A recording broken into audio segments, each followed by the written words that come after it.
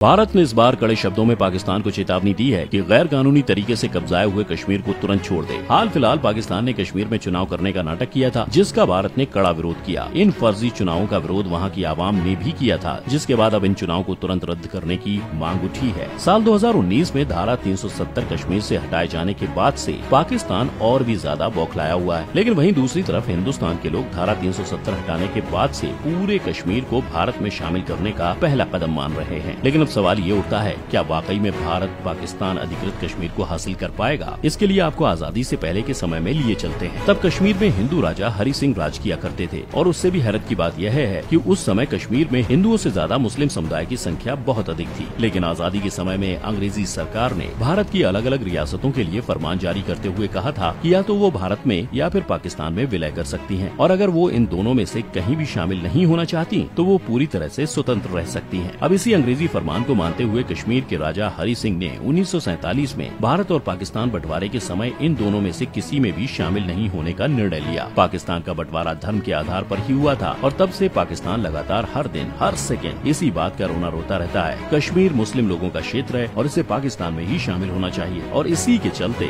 उस समय पाकिस्तान ने कश्मीर पर कब्जा जमाने के लिए अपनी सेनाओं को वहाँ भेजकर उसने कश्मीर के कुछ हिस्से पर अपना कब्जा जमा लिया। लेकिन हरि सिंह और उनकी जनता के बीच स्वतंत्र रहने के निर्णय को लेकर भी काफी विवाद देखने को मिला। हरि सिंह की प्रजा इस बात को लेकर परेशान थी कि वो किस ओर जाए, वो पाकिस्तान में जाए या फिर हिंदुस्तान में ही रहकर अपनी जिंदगी जिए। ठीक उसी वक्त जम्मू कश्मीर के लोगों ने राजा के खिलाफ जम के आंदोलन किए और रावलपिंडी के बॉर्डर से मिलते हुए पुंछ जिले में अपना कब्जा भी जमा लिया। उन्होंने 3 अगस्त 1947 को वहाँ पर एक प्रोविजनल गवर्नमेंट को स्थापित कर दिया। 21 अक्टूबर 1947 को उत्तर पश्चिम फ्रंटियर में रहने वाली पश्तून जनजाति ने पाकिस्तान के सपोर्ट से जम्मू कश्मीर पर कब्जा करने के लिए उसमें घुस गए, और उन्होंने मुजफ्फराबाद और बारामूला पर अपना कब्जा जमा लिया। इसके 3 दिन बाद यानी कि 24 अक्टूबर 1947 को राजा हरि सिंह ने भारत के गृह मंत्री सरदार वल्लभ भाई पटेल से मदद की गुहार लगाई। लेकिन सरदार वल्लभ भाई पटेल ने हरि सिंह को ये कहते हुए उसकी मदद नहीं की कि भारतीय सेना आपकी मदद तभी कर सकती है जब आप भारत का हिस्सा हो। हरि सिंह को समझ आ चुका था कि अगर अब भारत का साथ नहीं मिला तो वो अपनी रियासत से हाथ धो बैठेंगे। 26 अक्टूबर को हरि सिंह ने इंस्ट्रूमेंट एक्ट ऑफ सेक्शन पर हस्ताक्षर कर दिए, और वल्लभ भाई पटेल ने भारतीय सेना को तुरंत कश्मीर में भेजा, जहाँ पर भारत और पाकिस्तान के बीच जबरदस्त युद्ध हुआ, जिसमें पाकिस्तान के होश उड़ गए। इस जीत के लिए एक लायक तो बधाई है। और 1 जनवरी 1948 को उस समय के प्रधानमंत्री जवाहरलाल नेहरू ने संयुक्त राष्ट्र महासंघ में जम्मू कश्मीर के मुद्दे को सुलझाने के लिए हस्तक्षेप करने की मांग की। भारत की इस मांग को देखते हुए संयुक्त राष्ट्र संघ ने रेजोल्यूशन 47 को पास किया और दोनों देशों के बीच इस मुद्दे को सुलझाने की भरपूर कोशिश की, जिसमें उन्होंने सीज फायर की बात को प्रमुखता से रखते हुए कहा कि दोनों ही देशों को वहाँ से अपनी सेनाएं कम कर देनी चाहिए, और कश्मीर की जनता से वोट करके इस बात का पता लगाना चाहिए कि वो किसके साथ रहना चाहते हैं। लेकिन हमेशा कश्मीर का राग अलापने वाले पाकिस्तान ने यूएन की बात को नहीं माना और उसने वहाँ से अपनी सेना नहीं हटाई, जिसकी वजह से इस मसले पर आज तक वहाँ की जनता वोट भी नहीं कर पाई। साल 1949 में कराची समझौते पर हस्ताक्षर किए गए, जिसमें सीज फायर लाइन को बनाया गया, जिसे आज हम लाइन ऑफ कंट्रोल के नाम से जानते हैं। इस तरह से पाकिस्तान कश्मीर के 30% हिस्से पर अपना कब्जा करने में कामयाब रहा, जिसे आज पाकिस्तान अधिकृत कश्मीर कहा जाता है। यहाँ पर एक कहानी और भी है। असल में चाइना की कुछ सीमा कश्मीर की सीमा से मिलती है, और इसी बात का फायदा उठाकर चाइना और पाकिस्तान भारत को घेरना चाहते हैं, जिसका सबसे बड़ा उदाहरण है चाइना पाकिस्तान रोड। अगर ये रोड बन जाती है तो चाइना बहुत ही आसानी से भारत के ऊपर हमला कर सकता है, जो कि भारत के लिए एक बहुत बड़ा खतरा है। लेकिन अब जरा ये समझिए कि भारत के लिए पाकिस्तान अधिकृत कश्मीर को